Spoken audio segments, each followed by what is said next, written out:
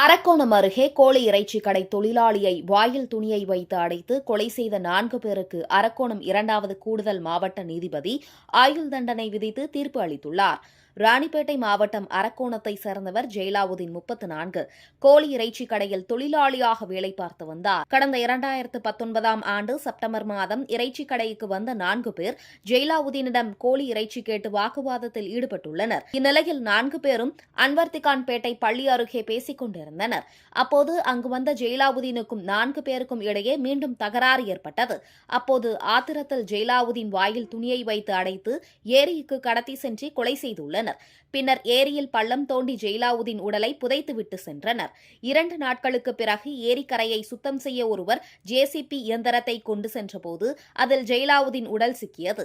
அரக்கோணம் தாலுகா போலீசார் வழக்கு பதிவு செய்து விசாரணை நடத்தியதில் முன்விரோத தகராறில் பாலு, அன்பு, சூர்யா, அஜித் ஆகியோர் கடத்தி சென்று கூட்டு சதி செய்து ஜெயலாவுதீனை கொலை செய்து ஏரியில் புதைத்தது தெரியவந்தது.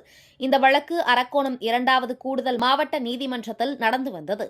வழக்கு விசாரணை முடிந்த நிலையில் நீதிபதி குற்றம் சாட்டப்பட்ட பாலு, அன்பு, சூர்யா, அஜித் ஆகிய 4 பேருக்கும் ஆயுள் தண்டனை விதித்து தீர்ப்பு அளித்துள்ளார்.